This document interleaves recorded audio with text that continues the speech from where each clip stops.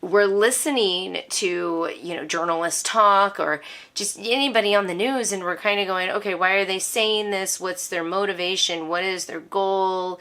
Is this the truth? Are they exaggerating? Are they using different propaganda techniques? Because there's a whole section on propaganda techniques. It is so eye-opening because we can take those things that happened in the past, and now knowing what we know, we can apply that to what's going on today. As many of you guys know, I have fallen in love with Campfire Curriculums, and this curriculum in general has become my favorite one, so much so I wanted to talk a little bit about why it's my favorite one and how it's set up.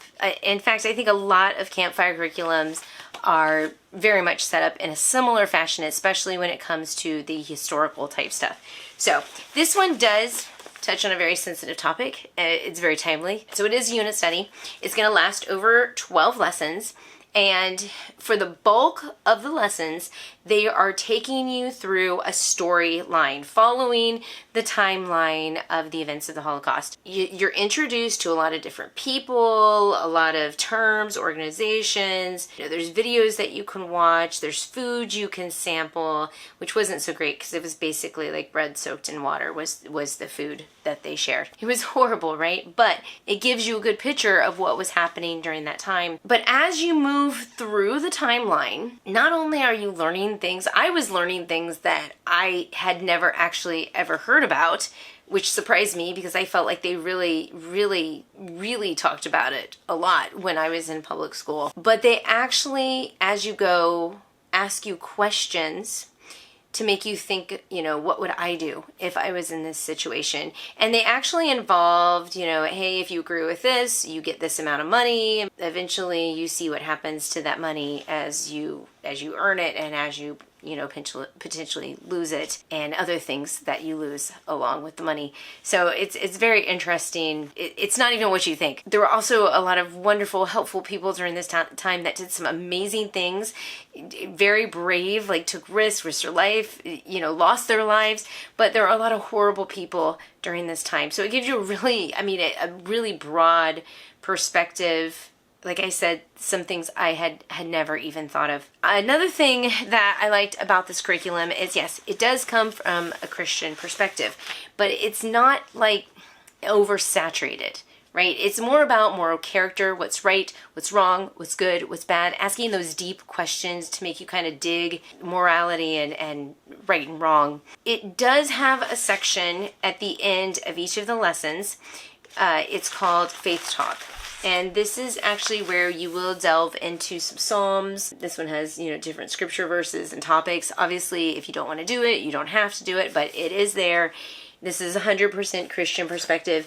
They do have a think tank, which is going to be more about moral character and specific to the actual lesson. Now, this is actually the middle. They have 3 different levels. So you have the lower level, and middle level, high level. And of course, there's things that are taken out of the middle level and the lower level. And this one, like I said, is the middle level. So we have this whole section.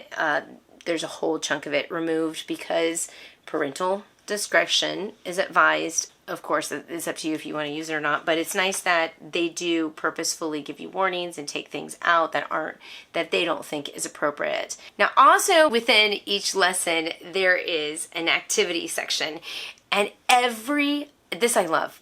I think this might be, there's so many good things, but in the activity section, every single lesson includes something about journalism and teaching you about propaganda and how to recognize propaganda. And then you're having to write propaganda and take it apart and write journalism and interview, and like they teach you all these different techniques that were used during this time period for both sides of the story. So eye-opening, because we can take those things that happened in the past, and now knowing what we know about what happened, we can apply that to what's going on today in current events. So just to kind of I'll give you a couple examples. So this one is writing with purpose and with pushback investigation journalism. So it talks about pushback and a little bit, defining what it is and how to handle it. Sometimes you'll watch videos for, some examples of pushback. They'll give you examples. All right, this one, investigating journalism, this one talks about the pitch.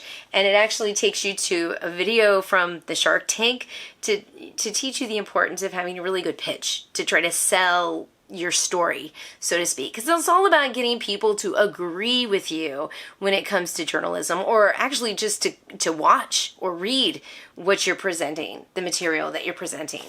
This one is about interviewing techniques, what kind of questions you can ask, why you would ask those kind of questions, leading, probing, close, all the things, right? And it really, for me, and this has actually been a discussion in many, many car rides over the last couple of weeks with my kids. We're listening to, journalists talk or just anybody on the news, and we're kind of going, okay, why are they saying this? What's their motivation? What is their goal? Is this the truth? Are they exaggerating? Are they using different propaganda techniques? Because there's a whole section on propaganda techniques. It is so eye-opening. So eye-opening. Another thing, there is one, I think it's lesson 11 actually in this book, where they actually take some time to talk about the current events that are occurring in the Middle East right now. And it's extremely current because you do purchase this online and you do download it and print it up. So if there are certain changes that are made historically, or if there's errors in the book or whatever, they can actually go in there and change it up and, put out a whole new PDF that you can download.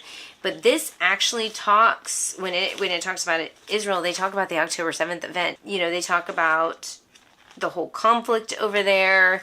They do, of course, say, make sure you talk to your parents about this. Look at all the different sides of everything before you come to a conclusion. Make sure you're recognizing, the different propaganda techniques, all the journalism that you have learned so far, and applying what you learned to this situation. It's so good, because it's trying to push you to think critically instead of just hearing somebody's perspective and jumping on that bandwagon. It's forcing you to think critically. I cannot wait to see what some of their other units have to say about other things. We're going to be starting up another unit very, very soon. And we're going to be doing the financial planning one. Very different, of course, from this unit. But financial planning, I am really looking forward to seeing what that one's going to do. In fact, I will make a video on that one where I break down, because now that I've gone through it once, I see where I made mistakes and where I could have done things differently when it comes to setting things up and teaching it. So I'm going to kind of break down how I put together Campfire Curriculum in hopes that it helps you with the ease of teaching it to your kids, because there can definitely be some roadblocks as you go through this. I do have a video where I'm giving you my first impressions of it, and I do a little bit more of a flip through. I have a couple of other different ones. I'm going to put a link to that video right over here so you can check that out. So I hope you like it. Let me know what you thought about this video, and I will see you in my next video.